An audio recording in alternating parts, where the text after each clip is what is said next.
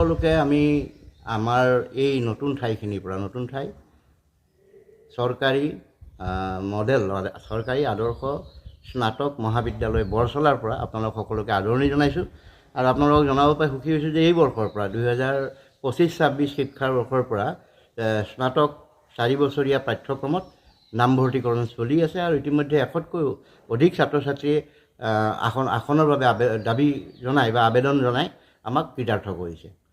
এই যে আমাৰ 100তকৈ অধিক ছাত্ৰ ছাত্ৰী ইয়ালৈকে আহিল, তেওঁলোকৰ লগতে অভিভাৱিকাসকল সচেতন ৰাইজক আমি জনাব খোজোঁ যে আমাৰ কিন্তু ইয়াতে আসনৰ সংখ্যা প্ৰায় 1000। 1 মেজৰ 1 মাইনৰ লৈ আমাৰ ইয়াতে 1000তকৈ বেছি ছাত্ৰ ছাত্ৰীয়ে অধ্যয়ন কৰিব পাৰিব। শিক্ষাৰ বিষয়বিলাক আপোনালোকে ইতিমধ্যেই গম পাইছে বিভিন্ন ধৰণৰ সামাজিক মাধ্যমৰ যোগেদি।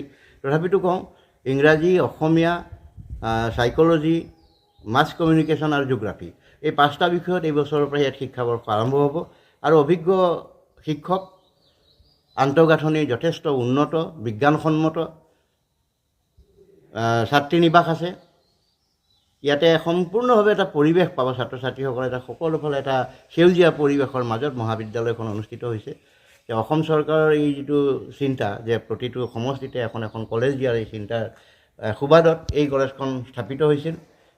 এই সুযোগতে আমি সংশ্লিষ্ট বিধায়কসকল, মন্ত্ৰী মহোদয়সকলক সকলোকে ধন্যবাদ জ্ঞাপন কৰিছোঁ যে বৰচলা অঞ্চলৰ ৰাইজৰ বহুদিনীয়া অভাৱ, ডুমডুমা অঞ্চলৰ ৰাইজৰ বহুদিনীয়া অভাৱ এই মহাবিদ্যালয়খনে নিশ্চিতভাৱে পূৰণ কৰিবৰ কাৰণে সক্ষম হ'ব আৰু আপোনালোকৰ উপস্থিতিয়ে আপোনালোকৰ দ্বাৰা এই কথাখিনি আমি যদি লৈ যাব পাৰোঁ জনসাধাৰণৰ মাজলৈকে, তে 14 আৰু 15 জুনত যিটো অন স্পট এডমিশ্যন আছে সেইদিনাখন সকলোকে আহিবৰ কাৰণে অনুৰোধ জনাইছোঁ।